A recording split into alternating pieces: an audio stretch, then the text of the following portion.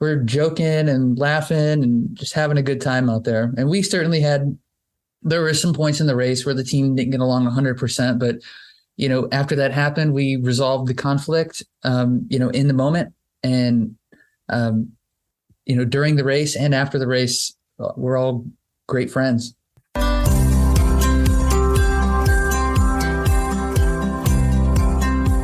Welcome to the Dark Zone, an adventure racing podcast. This is your host, Brian Gatens. In adventure racing lingo, a dark zone is a time when, due to darkness or safety, teams are paused on the course before continuing with the race. During that time, stories are exchanged, friendships are kindled, spirits are restored, and teams have a chance to prepare for the next challenge. We hope that you make good use of this dark zone. We're glad that you're here. Today's guest is Jesse Spangler. Jesse's a very successful racer, both as a solo and as a teammate. He's a treasure trove of information, has raced both domestically and internationally, particularly Eco Challenge Fiji. Sit back and enjoy this episode as Jesse does a great job talking about his training and his nutrition and his in-race strategy. Thank you, Jesse, for coming on board. As we enter the end of the race season here in the Northern Hemisphere, everyone is encouraged to get a good fall and winter training schedule in. We're turning our attention to our sponsorship for the 2023 season of the Dark Zone. If you're interested in coming aboard as a sponsor, please let me know. Reach out to Brian at ardarkzone.com. Special attention is paid to aspiring race directors and those coming in from underrepresented communities. We want you involved in the Dark Zone. We want you involved in adventure racing. Please reach out to me and let's talk further. Sit back and relax and enjoy this episode of the Dark Zone. Today we are joined by Jesse Spangler. Relatively new to adventure racing. In his description, starting in 2015, Jesse has arrived on the AR scene with a splash, very well regarded by his teammates and by his fellow racers. We are grateful to have Jesse join us on today's episode of the Dark Zone. Jesse, let's dive right into it. You've had some strong success in an adventure racer, both as a solo and as part of a team. And we'll get into your various awards and your times on the podium. I always like to start with your origin story. How did you get into this? What was your athletic background like as a child? Tell us a bit about yourself. First off, Brian, thank you for this podcast. I've listened to almost every episode except for one, and appreciate what you're doing. But my background, like you said, I got into adventure racing in 2015. I messaged a buddy from high school and I saw this race on the internet. It was an Adventure Enablers Rev 3 event in Georgia. I think it was the Wildwood Epic. We just kind of randomly signed up for it and weren't really sure what we were getting into. I went and bought a hardtail mountain bike at the bike shop. I said, I'm doing an adventure race. Give me what I need.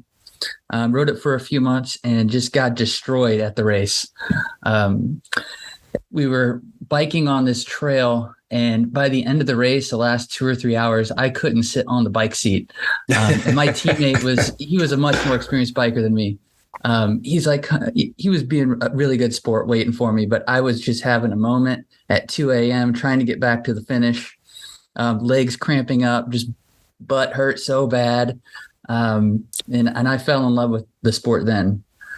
How long was that race? Was it a 12 hour? 24 hour. 24 hour. So your first race was a 24-hour race. Yeah. Thank you. Okay. Not an uncommon thing on the Dark Zone is for adventure racers to dive right into the deep end. So 24-hour race, 2:00 in the morning, your undercarriage is falling apart, and you said that you loved it right away. In that moment, I don't know if I loved it.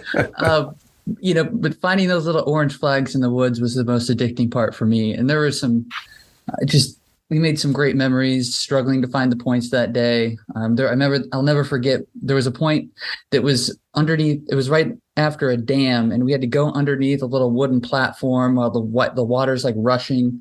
It was a great memory. But before that, I'd grown up running and playing some team sports in high school. I was fortunate to go to a smaller high school, and I could do football, wrestling, and track, and do all those every year. So I had a good athletic base, but didn't do much in college or medical school. And again, just started biking in 2015 with some mountain biking. Did you come into the sport when 2015 came around?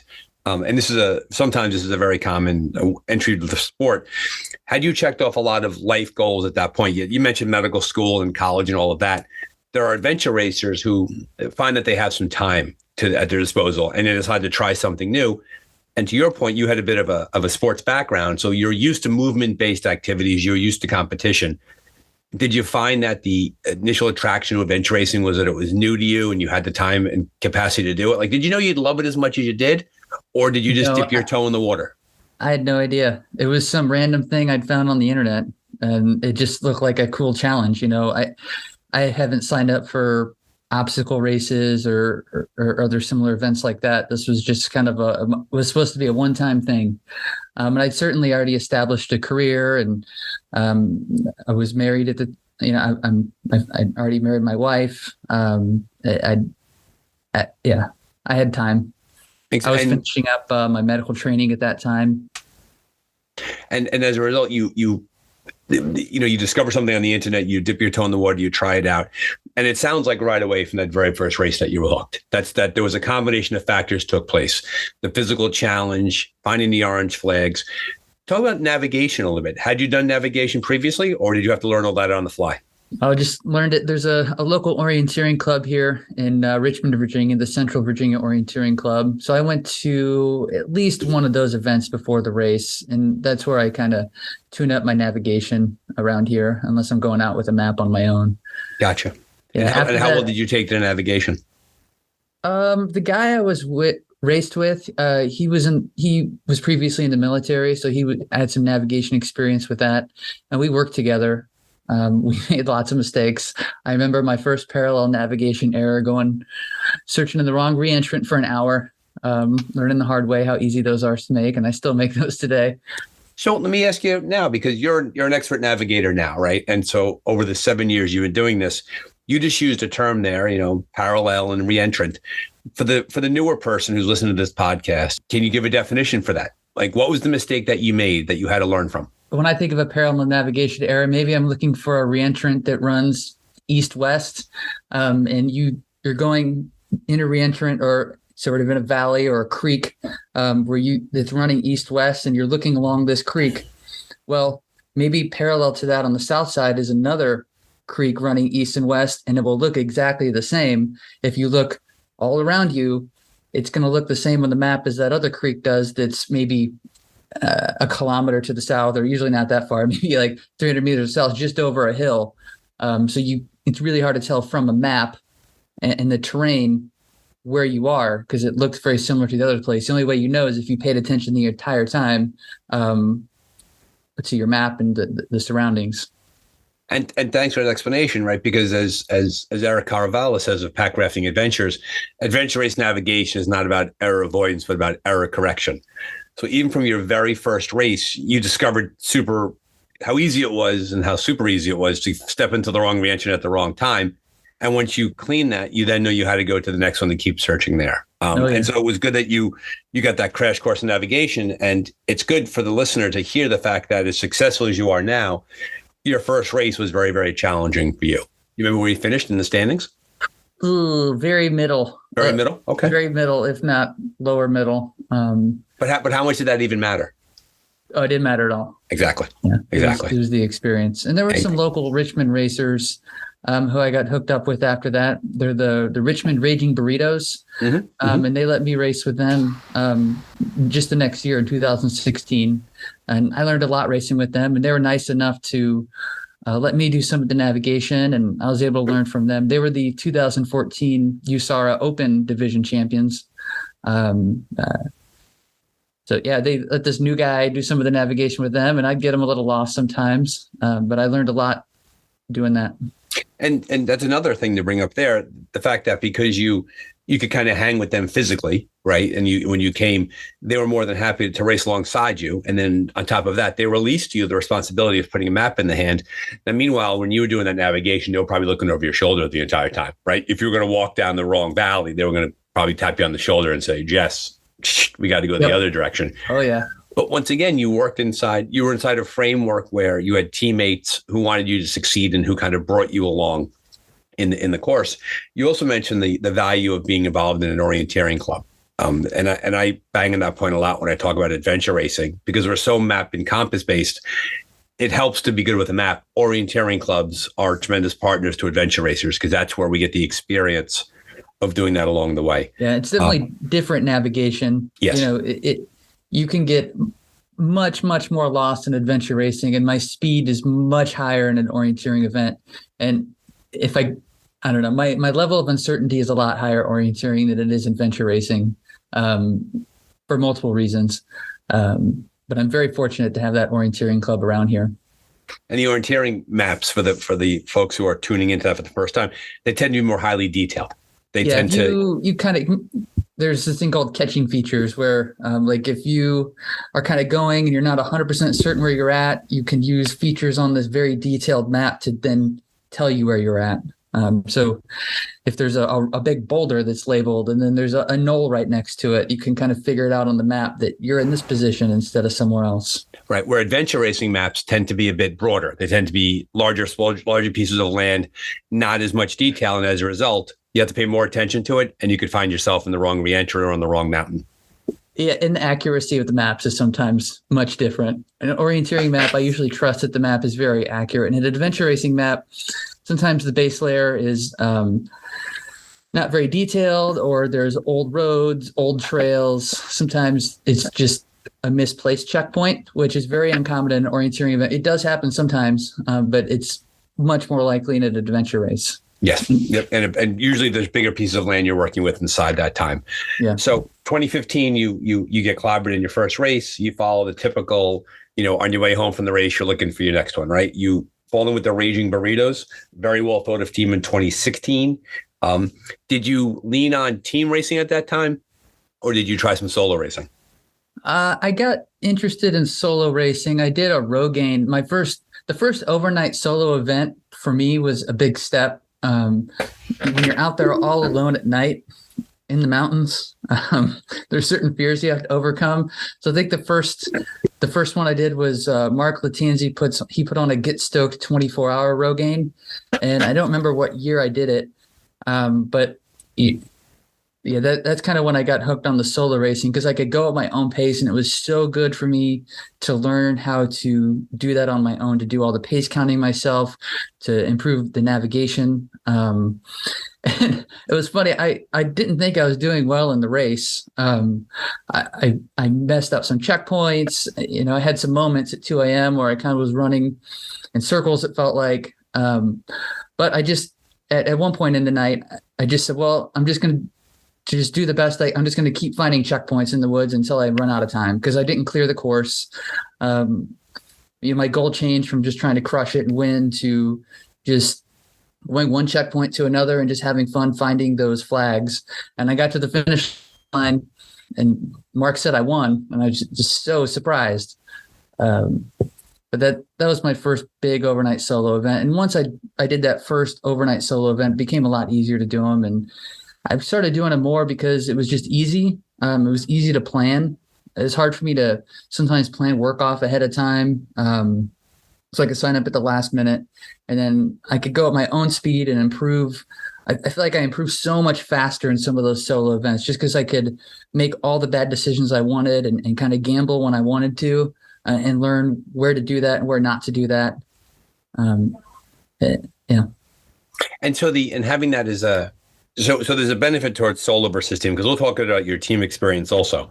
But it sounds like what you're saying is the challenges of being a solo racer is the fact that you don't have someone to turn to and say, what do you think?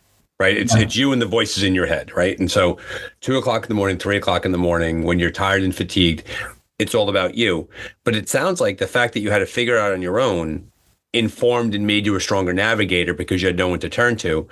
And it also gave you the freedom to do things that might have, I'm going to use the word upset, not the right word to use. It might have thrown off the team dynamic. If you decided you wanted to go down into that re-entrant into that feature, and that cost you 30 minutes of travel time, it cost you the 30 minutes. It didn't cost the team 30 minutes. Yeah. Or if, there's a steep down and up where some people might go around, and I just know that I can just slide on my butt down the hill and just crawl my way back out of this steep terrain. And I can, shave 2 minutes off. It's going to be miserable, but I know I can do it.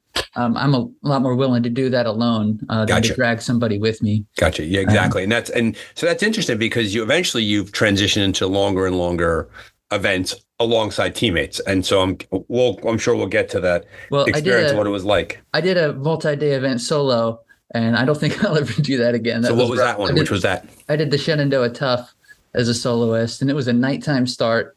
And it was the first time I'd really experienced sleep monsters, and I was all alone.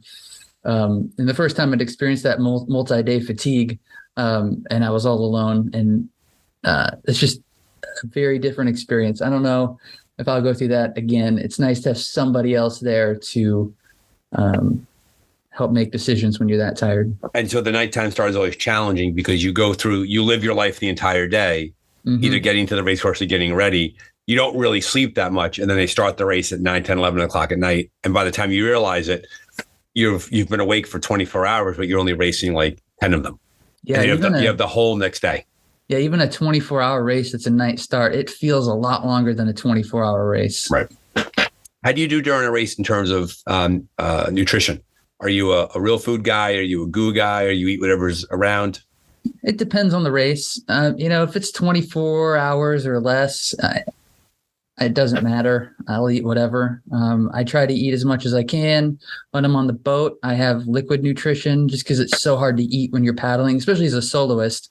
If you're solo, you just can't stop. You can't keep the boat straight if you're using a hand to eat. So usually I'll just put a bladder there and kind of suck out of the bladder while I'm keeping the boat stable. It's not as powerful of a stroke while you're, drinking tailwind from a bladder. But I can at least keep the boat straight and keep my momentum moving forward. So it sounds like you put a really big premium on efficiency and speed. Like you mentioned before, like saving 2 minutes by going up and down a really steep section. You mentioned a bladder as opposed to stopping. It sounds like a large part of your success. And you've had a lot of success. And I feel like I have to drag it at you a little bit, how well you've done, because I know that you're a humble guy. But you've really maximized speed over anything else. It sounds like you don't slow down a whole lot during the races. Well, I think every decision in a race, for me, just gets more simplified when you change a decision and frame it as, what can I do here to cross the finish line as fast as possible? So every decision comes down to that. Before the race and during the race, it's what can get me or my team, or me and my team, across that finish line as fast as we can, or what gives us the highest probability of that. And that simplifies a lot of decisions before and during the race. So what do you think leads to time suck? What leads to when you start bleeding time? What do you think hurts teams? It depends on the experience of the team. I mean, transitions are the number one thing. Even at Endless Mountains, where we got second place, our transitions were blazing fast at the beginning. I think we had some of the fastest transitions early on. And then if you look at some of the more experienced teams that were there, their transitions as the race went on were much faster. That's harder to fix. I haven't figured out the expedition race transition strategy yet. It's so hard. It takes so much planning beforehand. The bin just got kind of trash, but transitions would be the first place people lose time. Minute to minute in the race, it's route choice. People waste time on their strategy refilling water. Like that's something like I always do chest bottles if I need to refill water fast, not open up the pack and take the bladder out and do the bladder thing if it's a fast race. I'm quick when I refill water in a stream. How do you do that with filter? Are you a iodine tablet guy? Do you use a B-free? Tablets. I just do chlorine dioxide tablets. That way you cross a stream, you open up your bottle as you're walking, cross a stream. Well, you get the tablet out first. You want to get the tablet out first if you're solo, and then you open it up, put it in your hand, cross the stream, throw it in the bottle, cap back on, and then just keep moving. Wait the 15 minutes. So it sounds like you've really absorbed the idea. We had a guest on one time that talked about how if it's a 12-hour race, if you waste 5 minutes an hour, you've given back an hour of your race time. Yeah. And it's easy to waste 5 minutes. And so to your point, some teams would stop at the creek, they take off their packs, they take out their bottles, they get out the tablets, they put in the water, they have a quick chat, and it's like a 7 minutes, 10 minutes even. You do that 4 times during a race, that's 40 minutes you've now given back in race time. And the goal of racing is, for a lot of people, there's different goals for different people, but it sounds like for you, the goal is winning, and therefore it's maximizing that movement over time. Eating on the go, moving on the go, constantly everything being pointing towards how can I move further down the course on this? So what did you learn? So what was your steepest learning curve in the beginning when you did that first race in 2015 and 2016, you were with the burritos. What was the biggest thing you had to learn the most about? Was it taking care of your body? Was it navigation? Was it equipment? Like, what really was your steepest learning curve? There's definitely been sort of learning plateaus every year or a few years, like things that I can improve on that drastically increase speed during a race. And I'd say early on it was navigation. It still is navigation. But focusing on that and not slowing down a little bit and making better decisions. That sort of had the biggest impact. Well, that's a good point, right? Because it's great if you're going fast. It's terrible if you're going fast in the wrong direction. First couple of years, right? You have good speed in the woods. I would just run a lot more miles than other people, but I would, because I would make bad decisions or bad navigational decisions, run fast. I bet if you look at my tracks back then, it was a lot of extra miles. Gotcha. And your natural ability and speed helped you out in a big way because you could close the gap faster if you in the wrong, because you're a strong trail runner. I think it's safe to say. I think on mountain running off trail, I think I was pretty fast. So I could make up time doing that. What does your non-racing training look like? I'm just try to do something every day is the basics of it. I've learned sort of throughout the past, since I started racing, that I just need to do something every day and that'll get me in good enough shape. Usually it's an hour and a half. I usually alternate running one day and biking the next day. Last year I got a road bike, which made a huge improvement in my biking. That was a big weak point for a long time. I would only previously bike when the trails were open. So here in Richmond, we try to stay off the trails when they're wet. But since buying a road bike and then a trainer, just getting those 4 or 5 hours a weekend on the bike has been huge. Yeah, I always use the baseball analogy for training. It's not about hitting a home run. It's about hitting a lot of singles. That's steady consistency over time, trying to get out 5 days a week, 6 days a week. And I'll talk very often to people who struggle with their fitness and they look around and they see people who are more fit than them and they feel bad about themselves. I remind them that not everybody has been fit their entire life. And a lot of folks have to kind of close that gap. And the best way to close the gap is besides watching your nutrition, right? It's hard to eat tons of donuts and get fit, but it's also every day trying to get out there. I don't know about that. I don't know. Well, I'm safe to say though, I mean, for those of you who are at home right now, Jesse's a pretty lean guy. So he gets away with the donuts versus the output of calories. Is that a safe point to make? Yeah. I just think consistency is key and not getting injured. And early on at adventure racing, when you first get started, I definitely had moments where I would just train too much or too hard and then have a minor injury and have to take time off. And that'd be a huge setback. Gotcha. Because then you're giving back time and training. Experience that where they start running and they increase their mileage too fast and they get all the different running injuries that all the runners have. And then when I started biking more, then I got all these weird running injuries that only happen to runners that bike too much. So I guess I've just slowed down a little bit and just been more consistent. Gotcha. I mean, I used to, like in track, we'd do all these track workouts. And then early in adventure racing, I'm like, well, I'll go to the track and do a track workout and do repeat 800 meters, which helps nothing for adventure racing. Yeah, it's a great useless way to get hurt. Yeah. I remember I went through a phase where they opened up a high intensity gym near my house and they had a really good rate to go and work out. And they were delightful people. And it was this crazy 40 minutes of just throwing things around and getting your heart rate through the roof. I thought to myself, like, yeah, this is fun and everything, but like, this is doing nothing for my adventure racing. Like the only thing I'm going to get here is an injury. And I remember that specifically. They were nice people and, but it was time to move on. So as someone who raced solo and had a lot of success solo and done big, long races, and then you've transitioned to more team dynamics, in your experience, what makes the best teammates? Who are the people that work best inside that structure? That also about yourself and with other people. What have you seen? I don't know the specific qualities of the people that make the best teammates, but I know that they're people that I just want to hang around and enjoy the company of.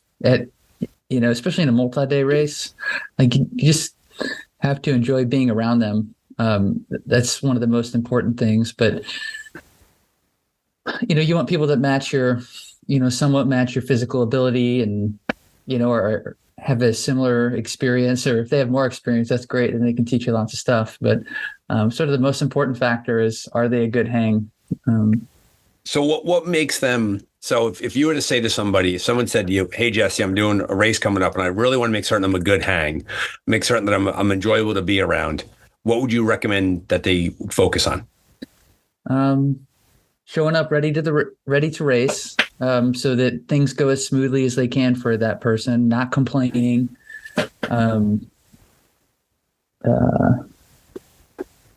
If things are.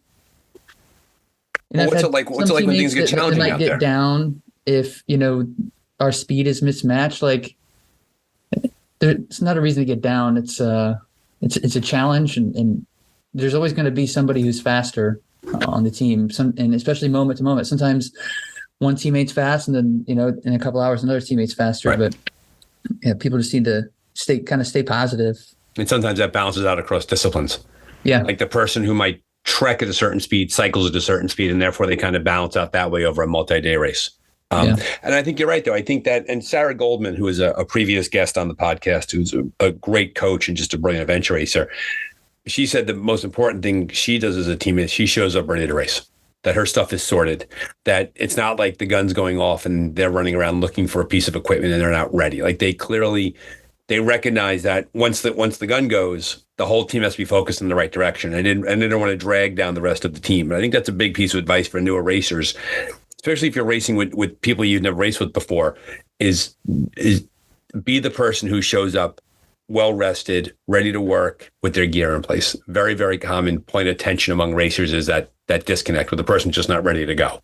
Yeah, one of the ways to decrease that tension is with good pre-race communication. But even with all the best pre-race communication and team meetings and emails and spreadsheets, there's still the personal responsibility. That person has to be honest about how they're going to show up there on race day, and sort of what their abilities are when they decide to be on that team. And if it's a multi-day race, you're going to see pretty much every single personality come out of a person. Right. Oh, yeah. Right. And you and I both have done multi-day races, and it's amazing how that dynamic sometimes it bonds teams closer together, and sometimes teams struggle with that. And you see it in other teams too, right? You see it in the TA where everyone's at their bin and they're kind of not talking to each other. They're kind of just like kind of moving around each other and just let's get through this as much as we can. Talk us through, if you can remember, a race where it went haywire for you, where things just kind of fell apart and you had to recover. With regards to teamwork or anything? Or just in general, a piece of equipment blows, bad navigation, you're exhausted, your nutrition falls apart. It's good for someone with your success to talk about where it gets hard. Yeah, I'm having a bias here of, my most recent race. It was the AR Georgia Solo Champs in Georgia that just happened last month. And my race kind of fell apart.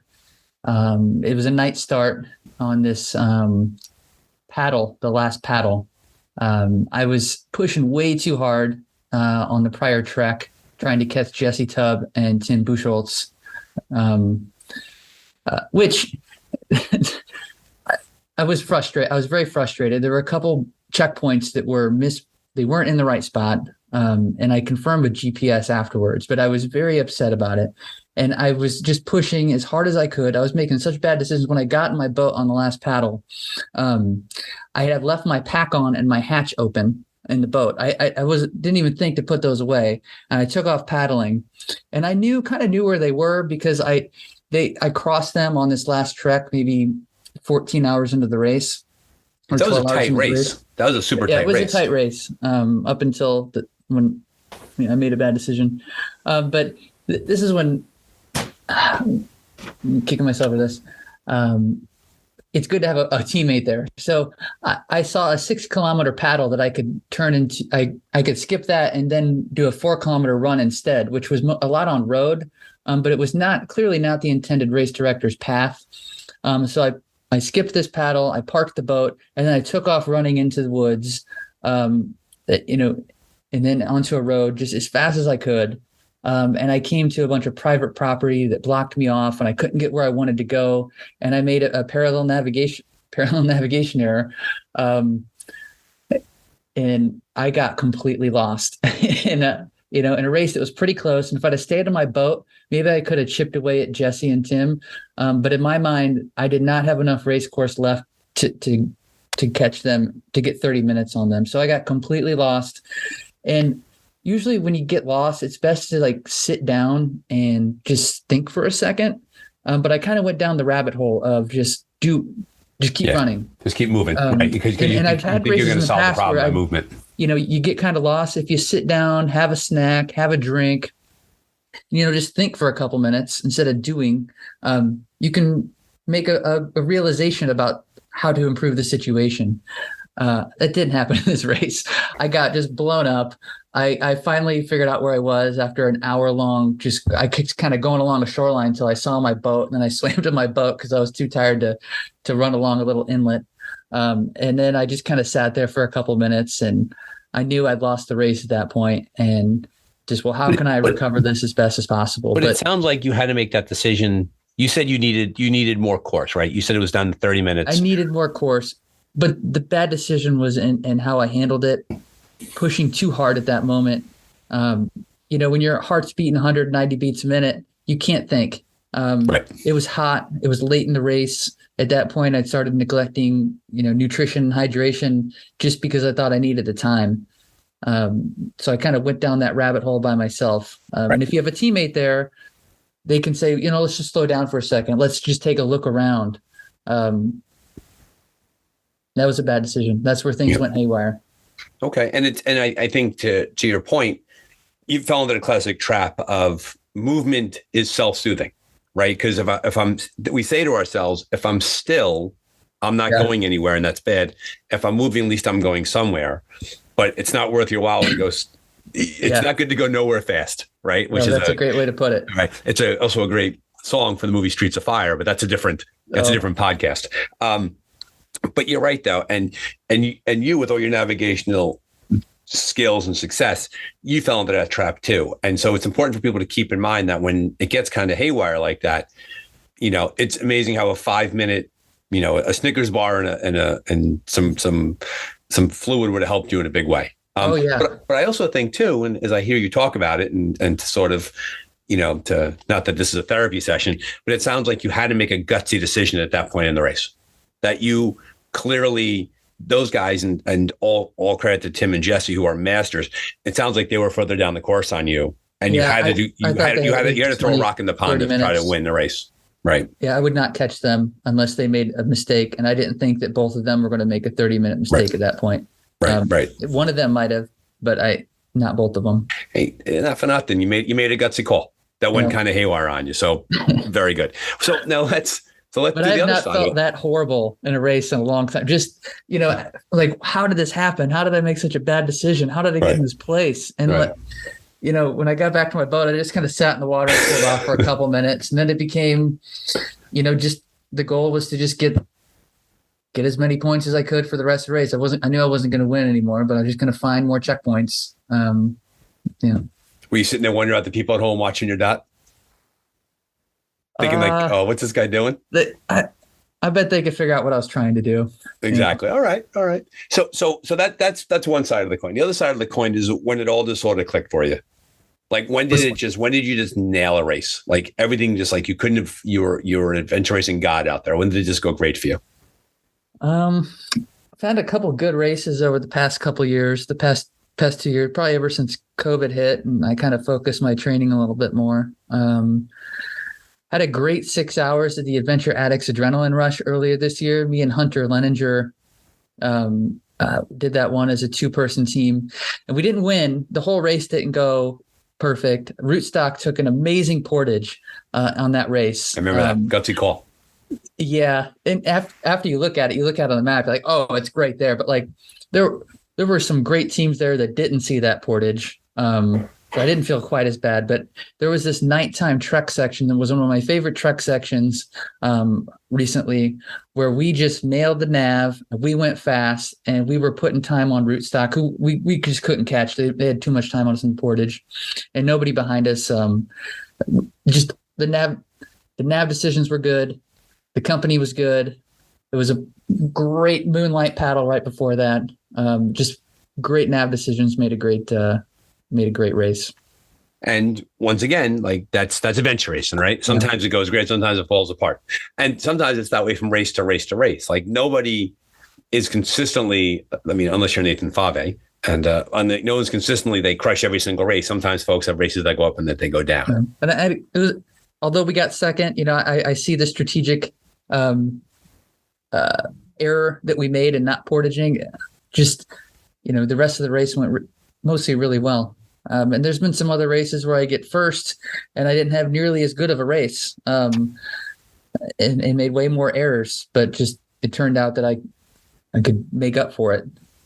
You and I were together. We were racing the Shenandoah Epic, and you came down the top of the you and Richard Sparks blew right by us on the downhill in Beach Gap, and we all took off immediately after you because we figured you were going in the right place, and we saw you throw your bikes down, and we ran into the woods right behind you. So good job helping us out. So thank you for that. I appreciate that. That race went pretty well, but we had some heat and water issues.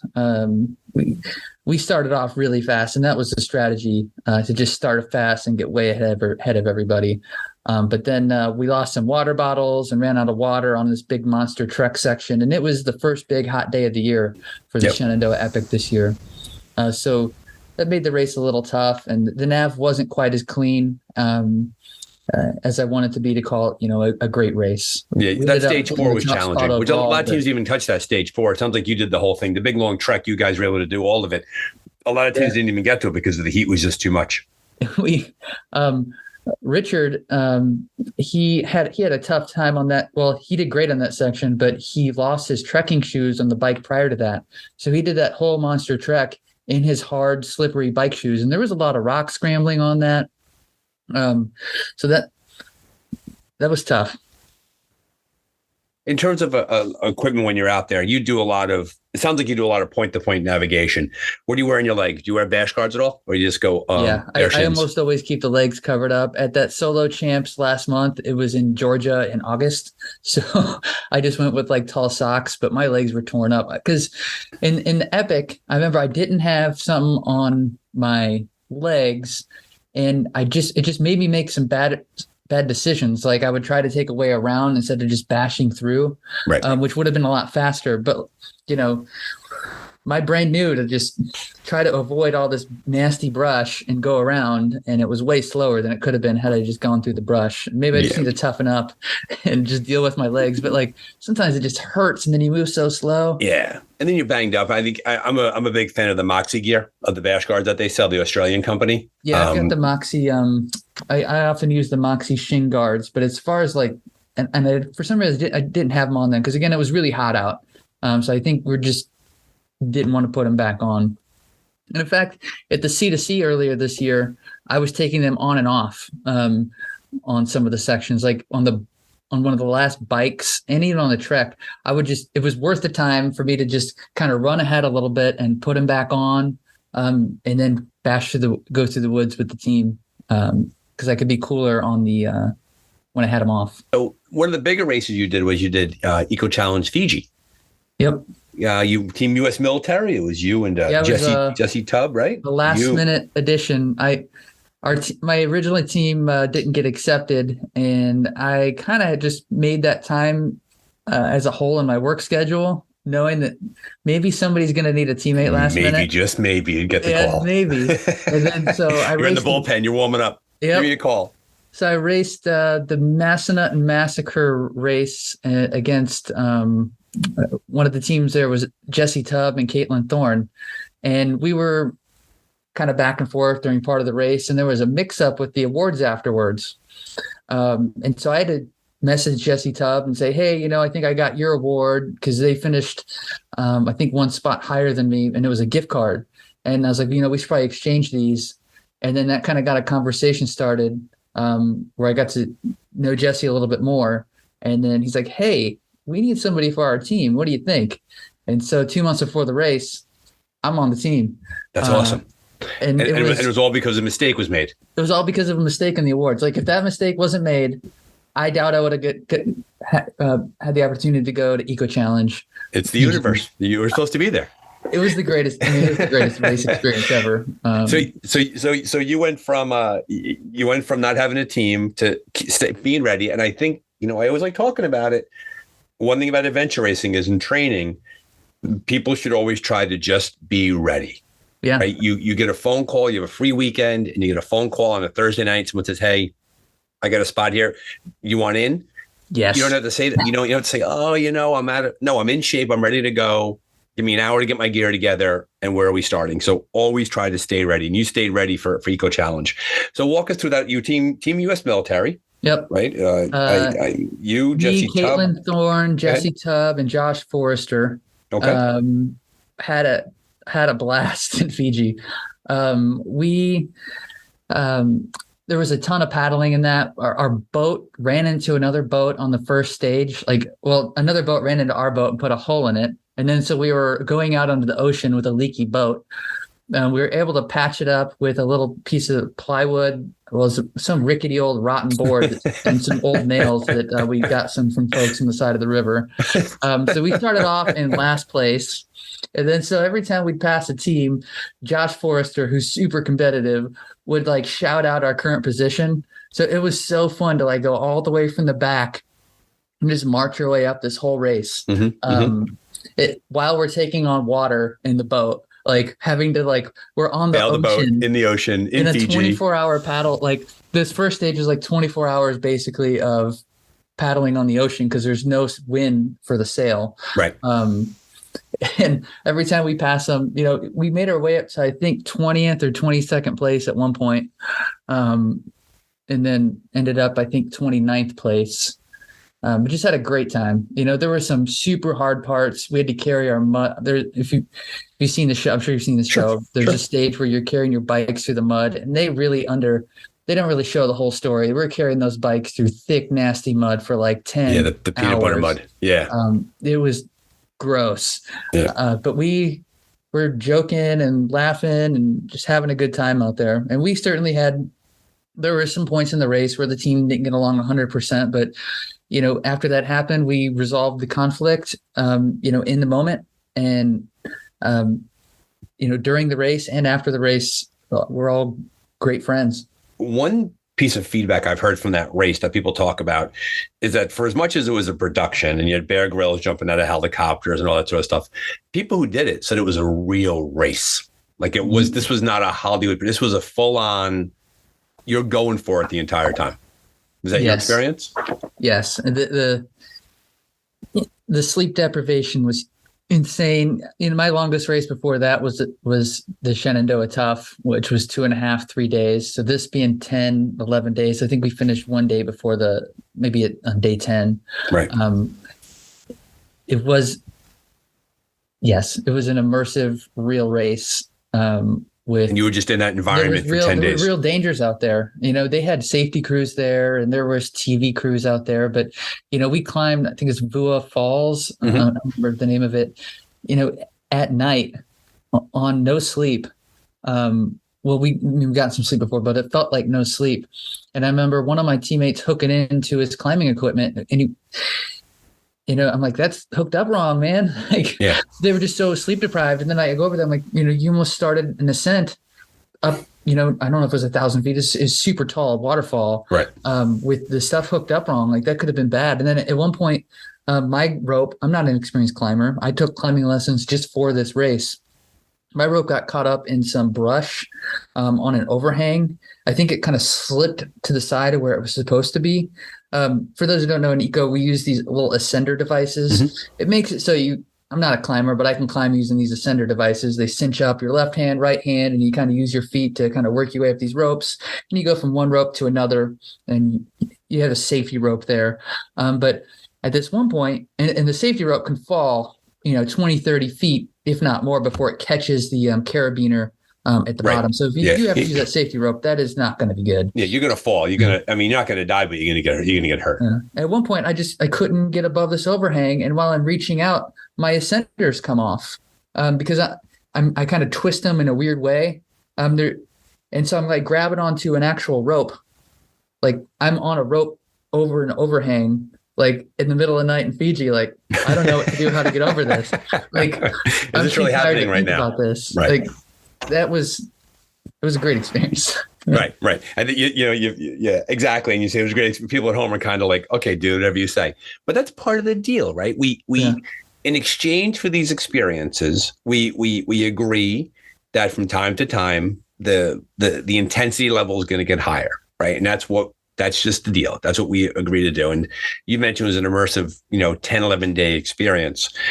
Did you find, and this may be a leading question, but did you find, I've heard and I've experienced myself, that once you pass day 3 of a race, getting over that third night really kind of sets the tone for the rest of the race? That if you make it through that much sleep deprivation, you can pretty much hang in there for the rest of the experience? I've only done 4 expedition races. So yeah, I don't know. I don't know. Well, here's a question for you. When did it get less hard? At what point in the race? It's hard the entire time. When did it get less hard? It became less hard when they had to take us. They had to stop us on the course because of weather, and then we just had to stop and sleep. But before that, we were just pushing to go as fast as we could and minimizing sleep. So it was just kind of, it turned into this very grueling process. Gotcha. Do you think you undersold the importance of sleep? Did you think you valued speed over sleep, and that kind of bit you a little bit? Yeah, we definitely made the mistake at some point in the middle of the race to just keep pushing and not stop and sleep. Yeah, we saw that with Team Eastwind out in Expedition Oregon this year. They had a great race, and they'll actually be down at Worlds. They slept a lot, and they had a really, really strong finishing. And there feels like there's this trend in sleep strategy that people are sleeping more, with the idea being that if I sleep more, I get to move faster. That it's not about running myself into the ground and then crawling along, and then making all the nav errors, making all those mistakes that come along with being sleep deprived. Well, if you look at the GPS tracks of the top teams in the world, it does seem like that's the trend. Yeah. So that's a bit of a change. That's interesting. Is the herd is kind of moving in that direction. We had a situation. We recently raced Scotland at Iterra, and we took a sleep, and it was supposed to be 3 hours, and it was like 4 and change. We overslept. And while it kind of bugged us out to wake up and having overslept and feeling like we were behind, later on we felt as if that extra sleep, that extra 90 minutes served us well. That was a really good thing for us. Endless Mountains, the race took almost a full 5 days, and we had a conservative sleep strategy early. And that was the plan going in, and it paid off. We came back from way behind and closed the gap on, I think we were just a little over 3 hours behind Bend at the finish. Yeah. When I think we were 13 hours behind when we were as far back as possible. It's funny. Your team had a heck of a race that race. It was Tim, Anna, Tim Buckholes, Anna Kirsty, Richard Sparks, and you. And I was present for that, and I was following the trackers. And not that you ran out of course, but clearly you were beginning to close on Bend later in the race. You guys appear to be getting stronger during the race. And so kudos to you for that. Yeah, when I look at the splits for that race, on Endless Mountains, like breaks up each leg and gives you the splits for each leg. And it's just frustrating to look at it because it's like there's one Monster Trek leg, and we forgot to use the supplemental map for it, which was all of our faults. And we were all kicking ourselves afterwards. And we must have been 10 hours, 8 hours, probably 8. We lost 8 hours to, I think, Bend and Rootstock for not having that map. And we were on that leg, and we just kept not finding. We kept making errors, and we'd look at the map and like, well, this makes sense what we're doing. Why can't we find the spots? How would these other teams find these points? Well, they had the map that helped out. Right. The conservative sleep strategy there really paid off, and we pushed it at the very end because we took some good sleeps earlier. As famous adventure racer Pete Spagnoli says, one mistake can follow you around for a while. Oh yeah. Right. And that put you a bit behind, and something as simple as looking at an extra map can just follow you. So you've had a chance to do some pretty big races and pretty strong events. What are you looking at down the road? It's now September of 2022. You're coming off solo nationals. We're going into the Northern Hemisphere, into the fall, into the winter. What does the future look like to you for Jesse? I told myself I'd take a little break. That never seems to work out. I'd kind of been training solid since the beginning of COVID. So I don't want to do anything big for a while. There's a triathlon in the area called the King of the James. That's mountain biking, trail running, and whitewater kayaking on Class 4 rapids. That I've done the past few years, and I need to go back this year and defend my title. So that's a goal race. And then in December, I might do, very likely going to do that A1 World Cup championship race in New Zealand. No, this is Eric George is putting it on in very nice. Oak Mountain State Park in Alabama. I've never been there. Okay. Yeah. And are you racing solo with the team? Team. Who are you going to be with? It'll be me and Jesse Tubb and Lisa Randall. Nice 3 per. Excellent. Very good. And so your break is a smidge, right? It's a smidge. Yeah. Right. It's not a full blown fall. In August, actually next summer, I'm really looking forward to the Faroe Islands, the Nordic Islands Adventure Race. Yes. So for that one, it looks like some of the best teams in the world will be there. Who's your team? It'd be nice to race against them. Yeah. Rib Mountain Racing, me, Tim, Anna, and then I don't know if our fourth is fully committed yet, so I'm going to hold off on saying his name. But It should be a fast team. Yes, a Team Dark Zone podcast will be making an appearance. Yeah. Yes, we're going to be there for that too. Did you see the start list? I did.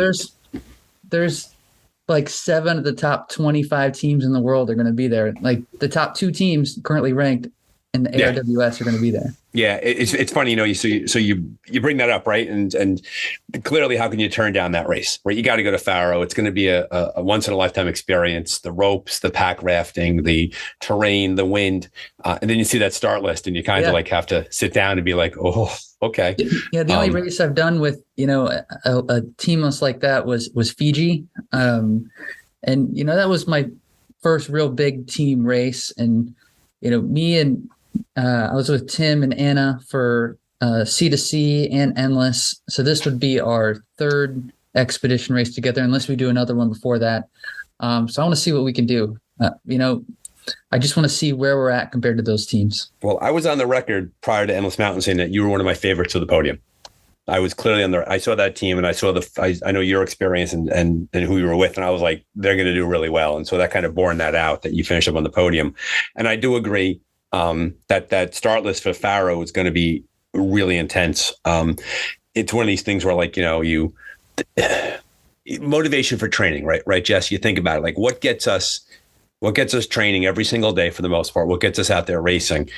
Yes, it's the enjoyment of the experience, feeling good about yourself and feeling good about being fit, but it's also the fact that there's this big, hairy, scary, audacious race that's just waiting for you.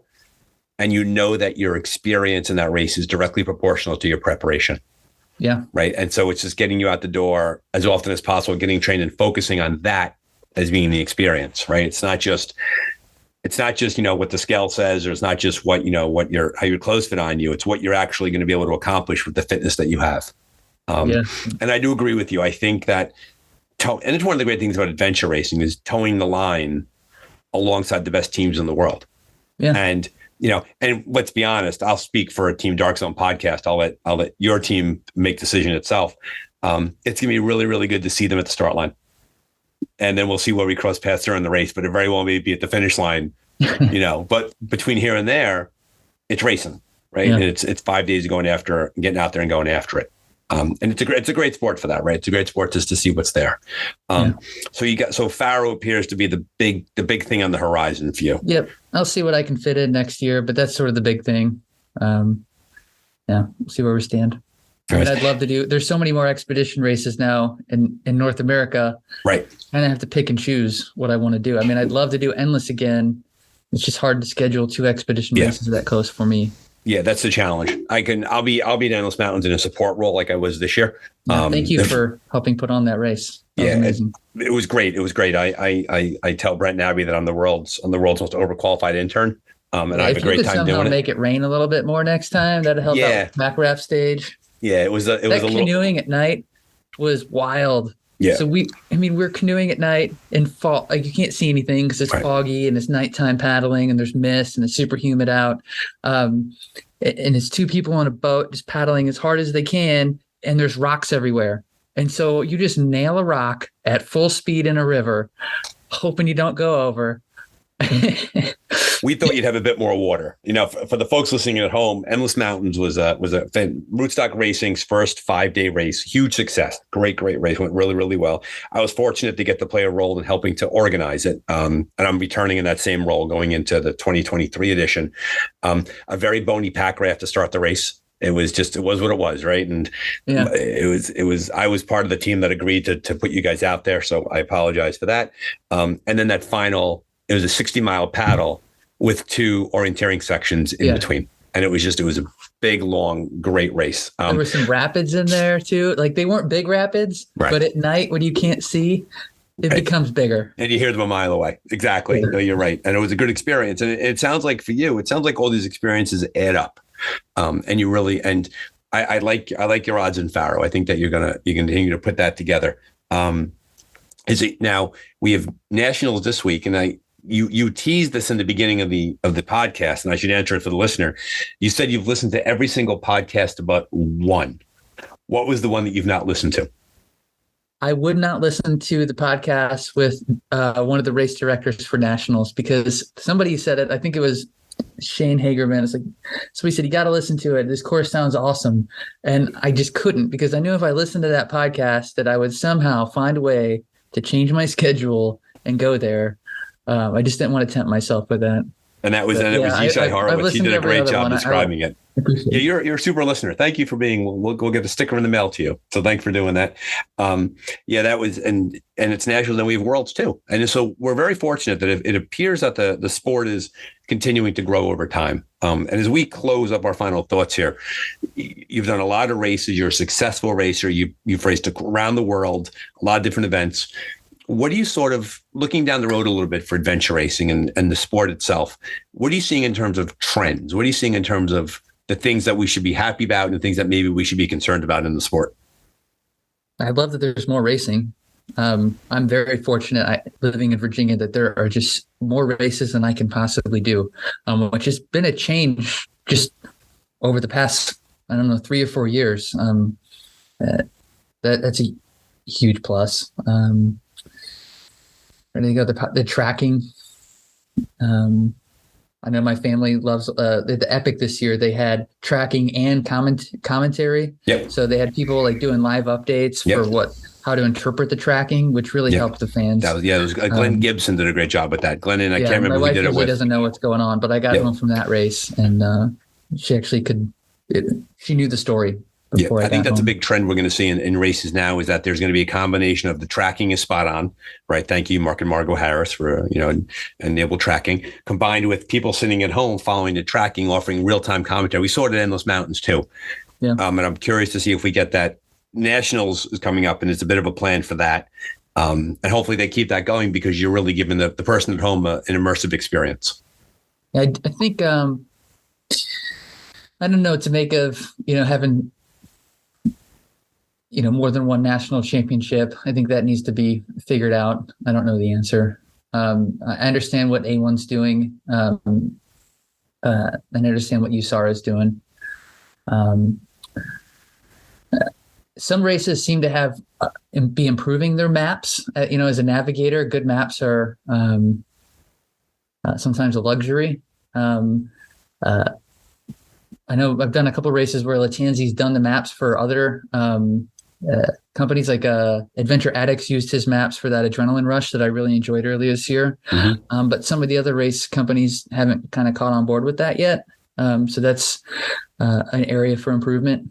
I agree. I think if you're out there listening, if you're looking for a good map maker, Mark Latanzi right now is the best in the business, in my opinion. He puts amazing maps together.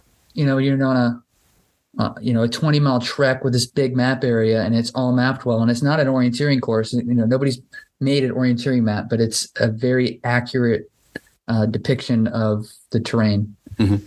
Yeah, Mark, to his credit, and I know he's out there listening, he enjoys the show. He just finished the 6-day Dragon's Back race in Wales. I followed that. That was impressive. Yeah, he came across, and that was open tracking courtesy of James and Lisa Thurlow. So I can't imagine running across that. You would probably just skip right across it. I'd be in traction in about a day and a half. No, I did my long. Well, I did a training run with Mark. It was my longest run ever. I haven't done super long endurance runs. I think my longest run before then had been like maybe 20 miles. And I went and did a 40 miler with Mark in the mountains, and he's a machine. And I just never experienced those feelings in my legs after 30 something miles. So I would love to do the Dragon's Back one day. That race looks incredible, running across Wales. Yep. And when I see the stage races, they seem so tempting. Like it's luxurious. You go out there all day, enjoy this experience, and then at nighttime they have tents for you and food. Right. Yeah. There's a race called Rats, Race Across the Sun. That's in Moab. That's every June. It's a 4 or 5 day race. It has a marathon stage. It's always the last week of my work. It's the time I can never go and do it. But to your point, the multi-day stage running races sound like a lot of fun. Mm-hmm. Great stuff. So Jesse, I'm going to let you go. You've been more than generous with your time. Anything closing on the way out you want to say to the adventure racing world? No, but thank you for having me. Thank you for what you do.